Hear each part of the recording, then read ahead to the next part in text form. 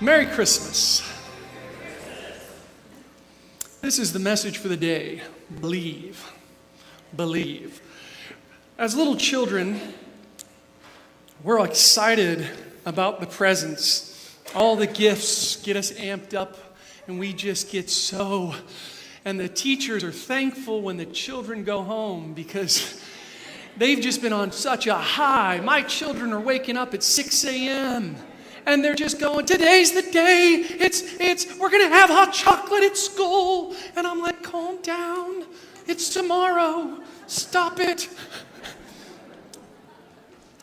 So we ask all of us to have a little more faith, you might say, and to believe. And we struggle.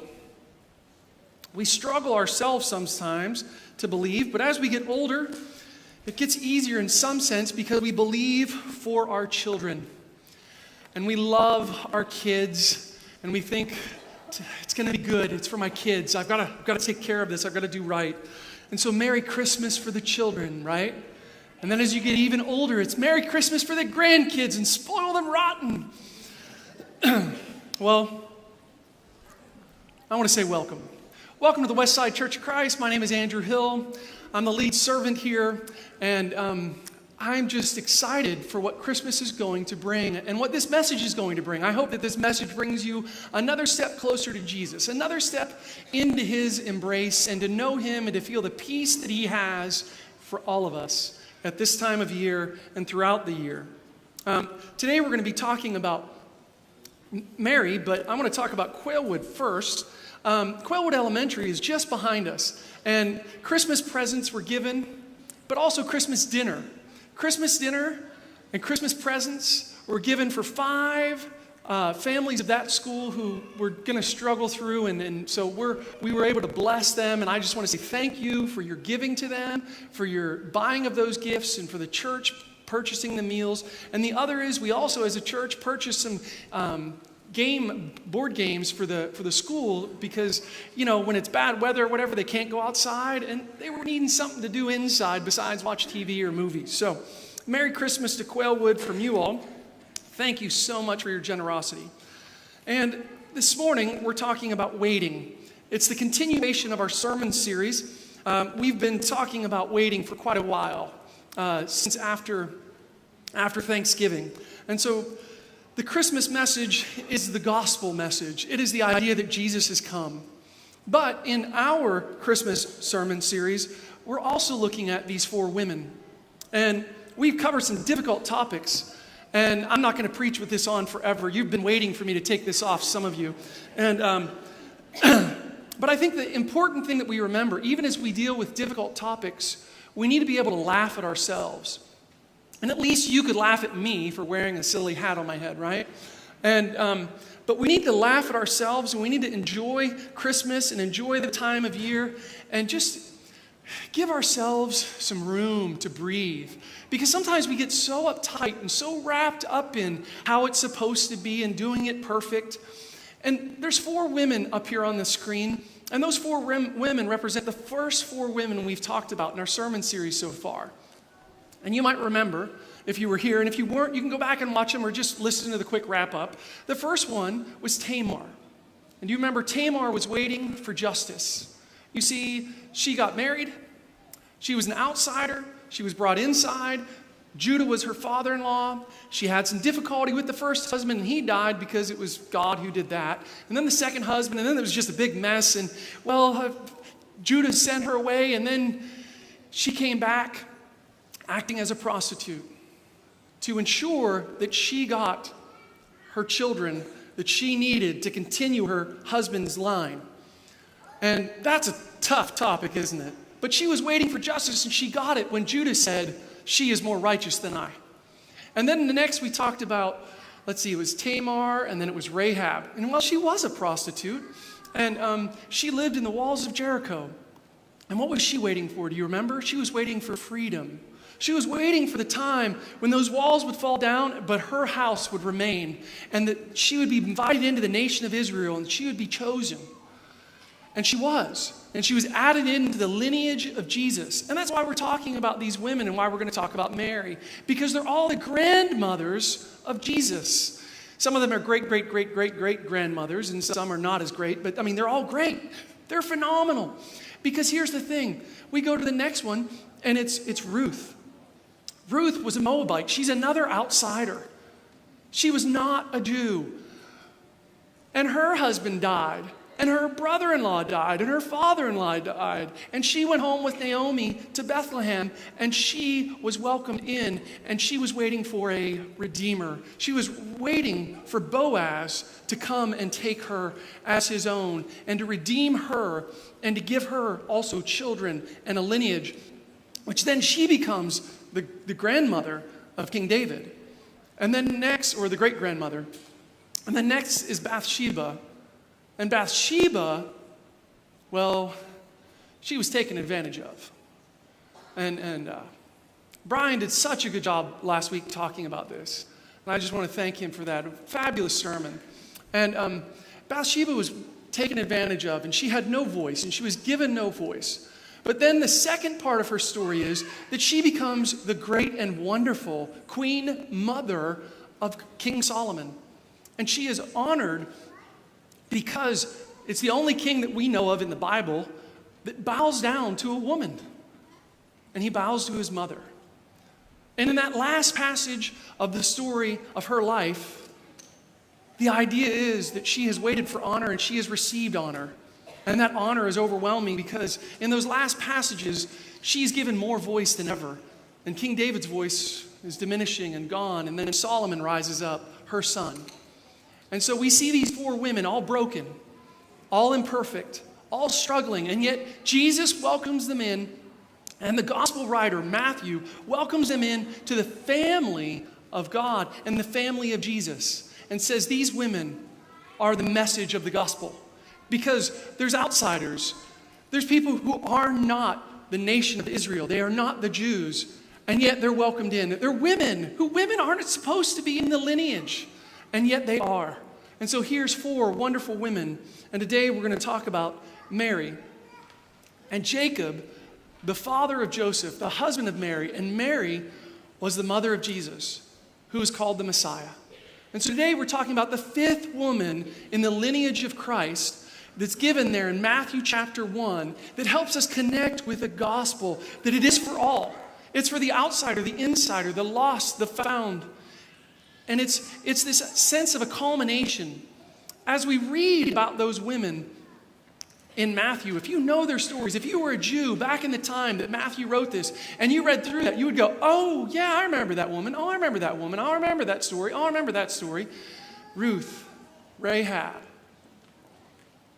I started in the wrong order. Tamar, Ruth, Rahab, and Bathsheba. And when you got to Mary, you would go, oh, maybe now I see why her story is connected to those other women. They're like the warm-up for Mary, because Mary was a young girl, a teenager. She was maybe 14, 15, 16. She was very young, much like the students that did a good job reading up here today. Thank you, students, the teens. Think about it. Teens, in their head, they can take over the world, can't they? Anything is possible. Life is just at the cusp. It's a thing that's going to come. It's going to come, and it's going to be amazing. And so when you think about teenagers, think about that, and think about Mary. Think about Mary as a teenager who's saying, oh, I know what God can do. I know the power of God. And think about Mary, this young teenage, unwed, but sort of wed, like it's halfway to wed. It's not just engaged, it's betrothed, which in that time period required a divorce. And here she is saying to her husband, Joseph, I'm pregnant. And he says, well, from Matthew 1, as you continue the story, we actually don't have any voice of Joseph in the whole Bible. There's no voice for Joseph. We just are reported what happened in his life. Because he's not the main point. He's not even a sub-point exactly. He's just a part of the big story. And so here's Joseph is, and he's saying, I'm going to dismiss her. I'm a good man, she's a good girl, but I can't marry her. That's not my baby. And then an angel comes to him and says, no, no, no. That's the Son of God. You don't divorce her. You marry her and you wait to be with her until after that baby is born, and he does exactly what the angel says. And that's the viewpoint from Joseph. But this morning's message is waiting for the arrival, the viewpoint of Mary. And so we're going to talk about that from Luke chapter 1 and Luke chapter 2.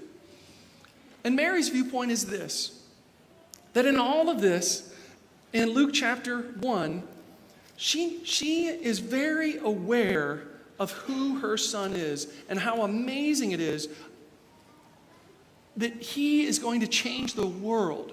The world is going to be so different after this child is born. And so Mary's viewpoint, if you will, is one of a teenager. But a teenager who is steeped in the gospel from the Old Testament.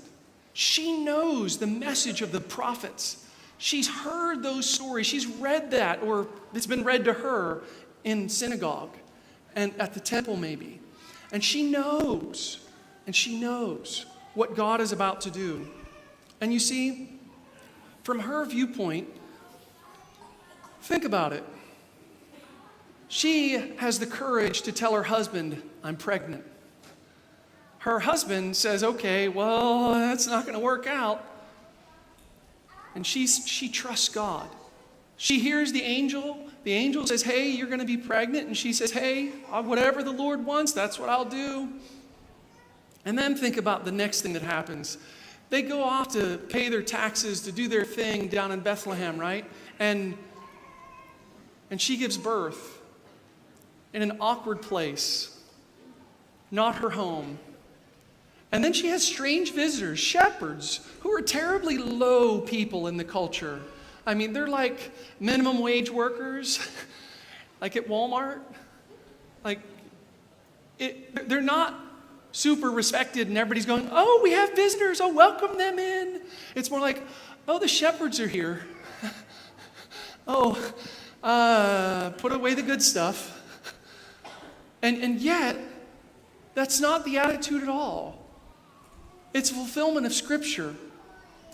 And then a few years go by, and some wise men show up, and she welcomes them. And then they learn that it's time to run because Herod wants to kill the babies. And they run off to Egypt, right? And Mary, in all of this, has in her head what she has been told in the temple by Simeon and by Anna. Do you remember that? They went into the temple to dedicate Jesus on the 8th day and to have him circumcised. And Simeon says, oh, this child, I've seen the salvation of God.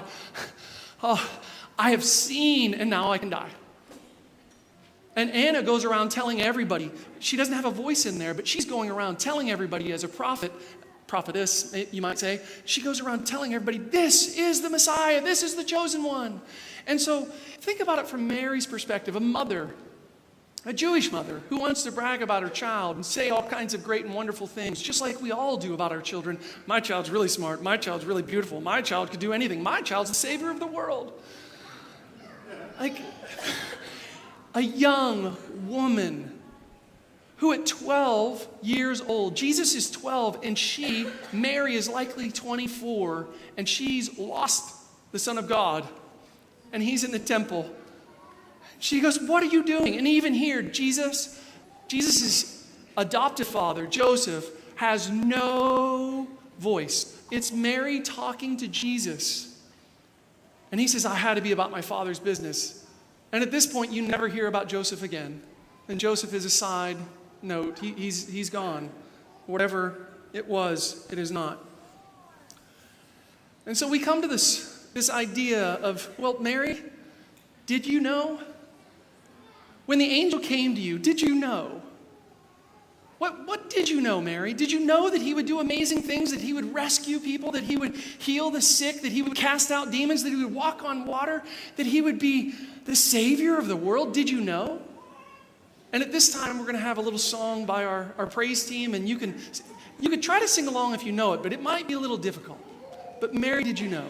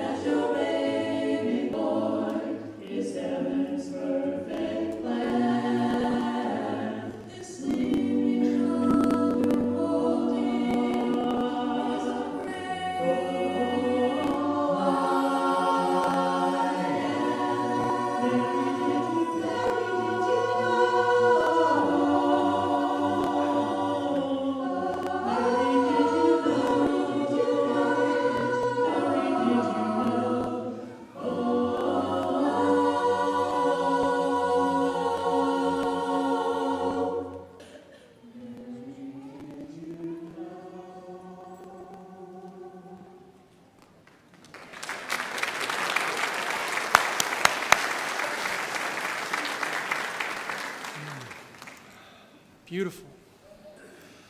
I think Mary knew.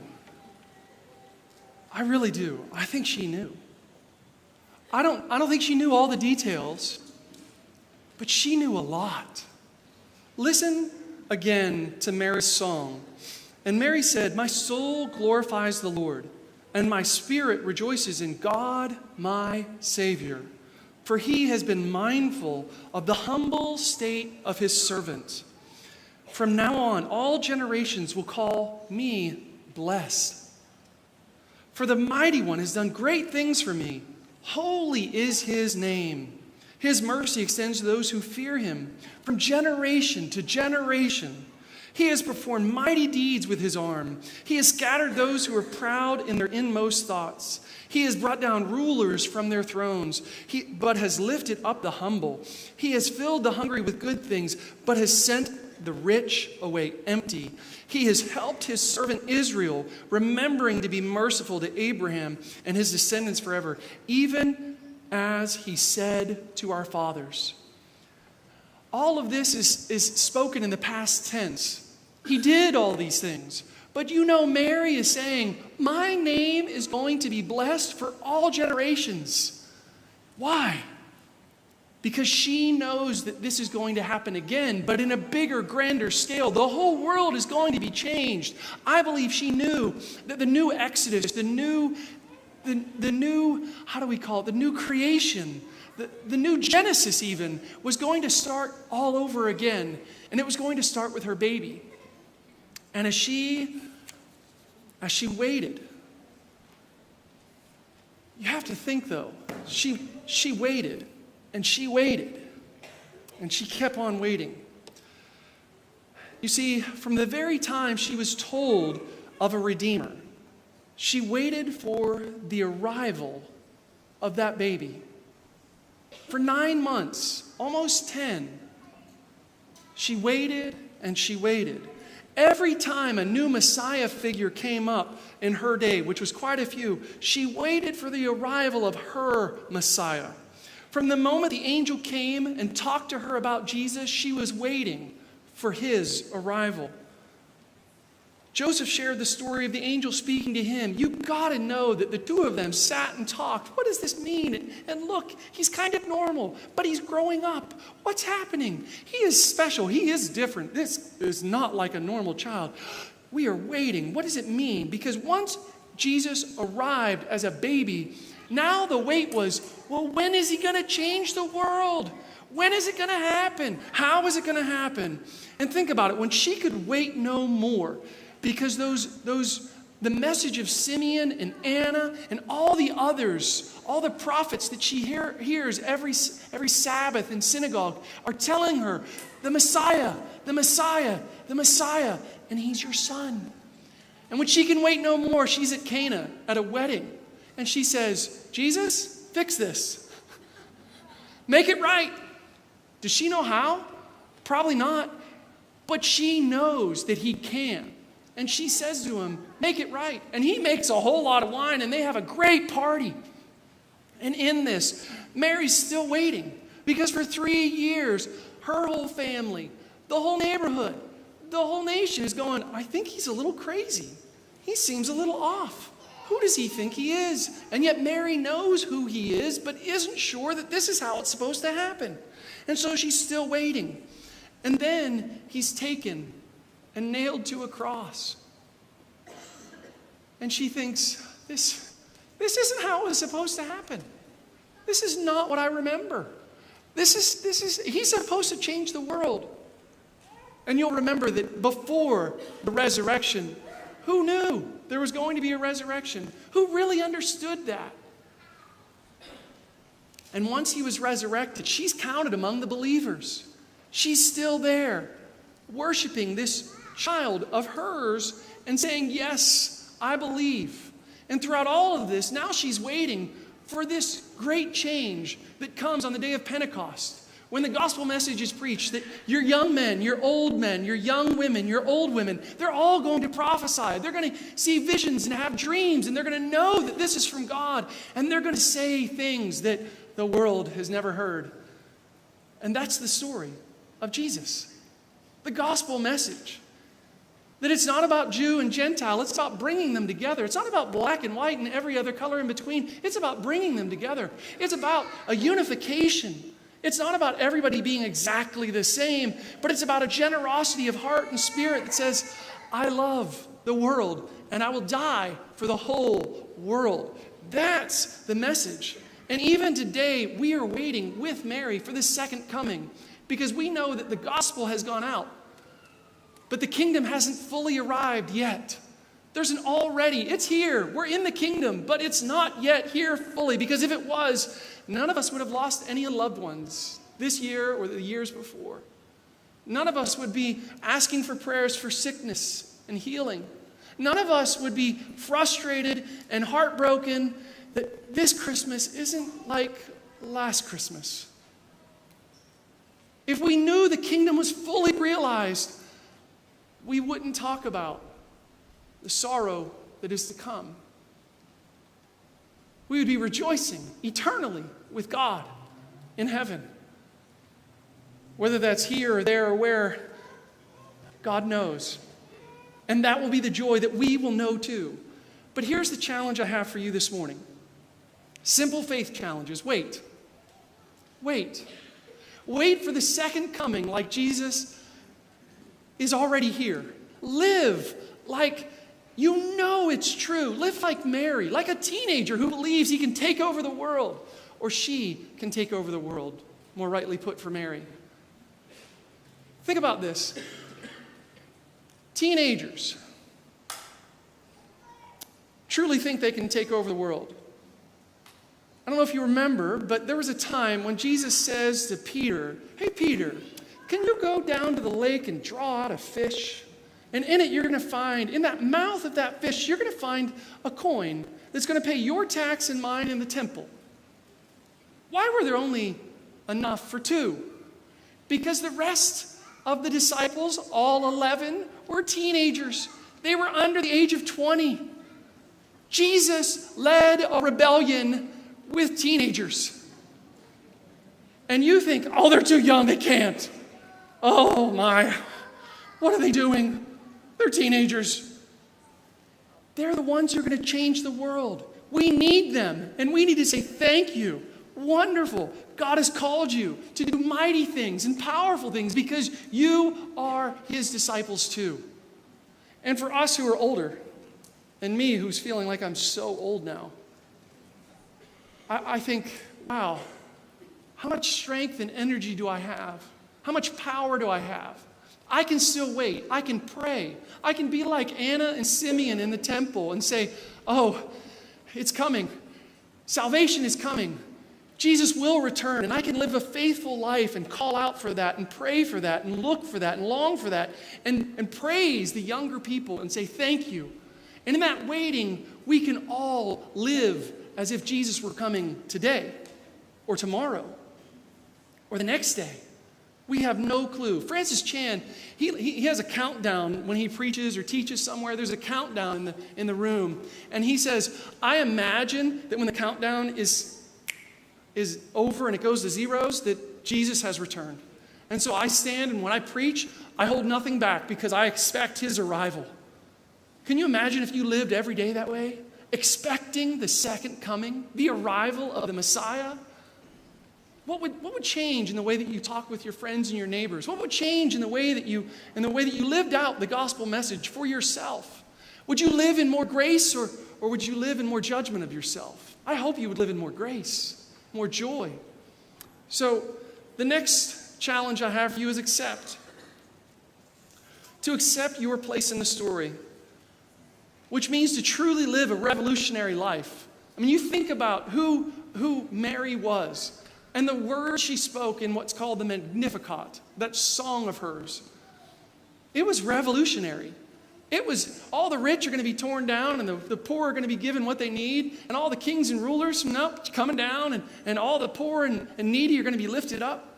The hard part for us today is that most of us, whether we like to admit it or not, are rather rich.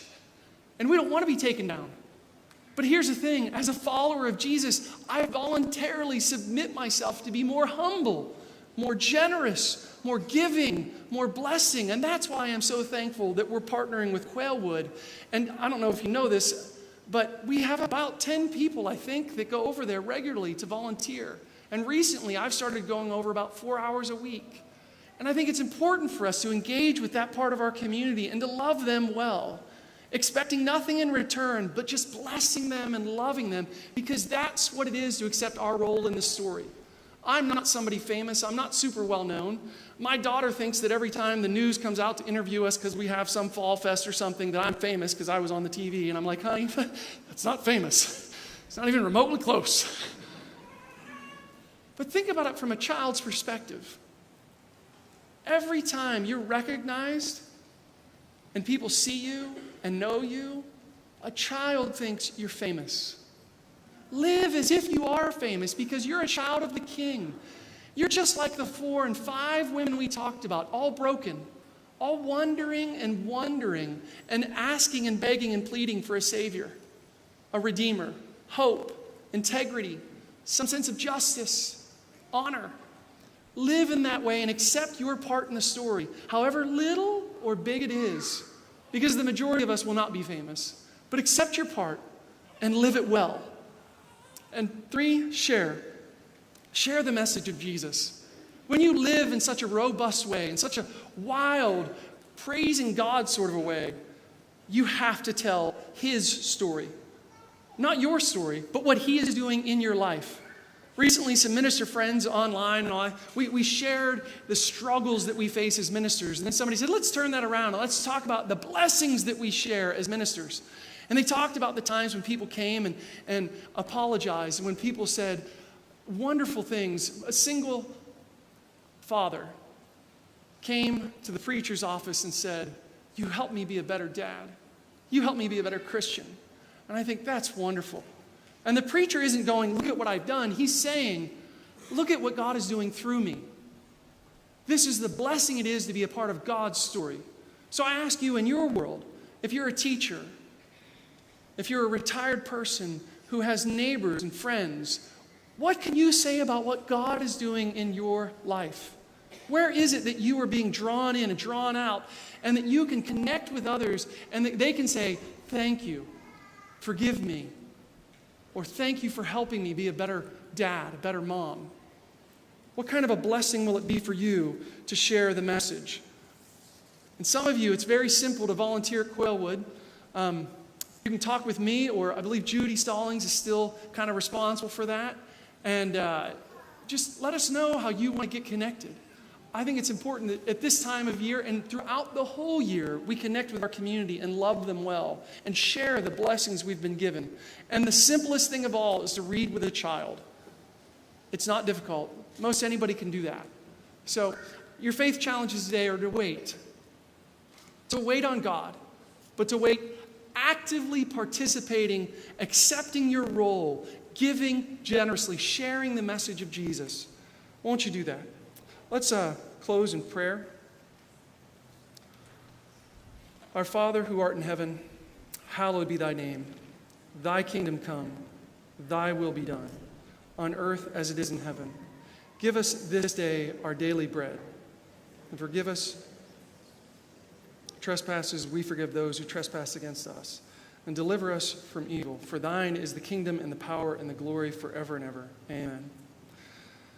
If you need the prayers of the church, if there's anything that we can do to help you, if there's any way that we can bless you, won't you let us know?